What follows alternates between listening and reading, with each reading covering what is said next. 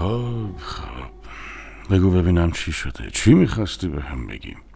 برادر جان راستش در واقع امجد میگه دیگه نوبت ازدواج صنمه. درست میگه، منم کاملا باهاش موافقم. باید مقدماتش رو فراهم کنیم. برادر جان شما برای ما هم پدر بودین، هم مادر، هم برادر، همه کس بودین. همونطوری که زندگی شادی رو برای زهرا فراهم کردین، میشه بی زحمت برای صنم هم دنبال خواستگار بگردین؟ راستی من الان یه چیزی به ذهنم رسید. من یه دوست خوبی دارم که اسمش وجاهت. یه خانواده خیلی خوب، انسان‌های مهربون و بخشنده و متدینی هستن. پسرشون هم الان آمریکا زندگی میکنه. اونها بارها به من سپردن که از خانواده شما براشون دختر بگیرم. با خودش صحبت میکنم. اگه اینجوری بشه خیلی خوب میشه برادر جان. بعدش فقط یاسر میمونه که حواسمون به اونم هست. بله اصلا نگران اون نباش. ضمن این که پسرشون هم به زودی برمیگرده پاکستان. اون موقع خودم باهاش صحبت میکنم. خواهر خیالت راحت باشه. امیدوار شدم برادر جان. انشالله همه چیز خوب پیش میره. ولی برادر اخلاق، شما باید قبل از هر کاری به خواهر ثریا خبرشو بدین. هرچی باشه صنم دختر اونه. ای بابا، تو هم که داری شبیه برادر امجد میشی.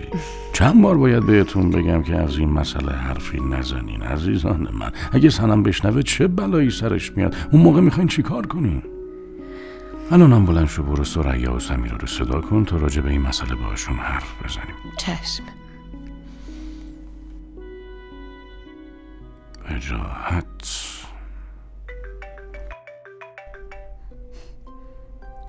بالاخره سرت خلوت شد. قبلشم بهت زنگ زده بودم ولی تلفنت اشغال بود.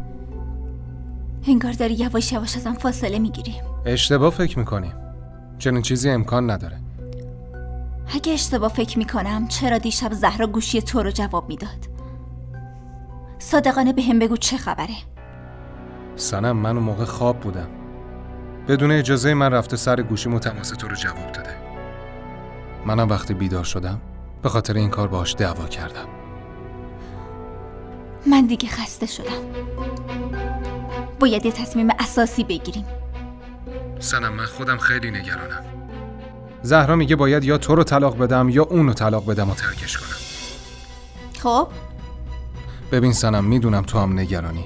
خودم هم وضعم بهتر از تو نیست. بیا هم دیگه رو ببینیم و درباره این موضوع حضوری با هم حرف بزنیم.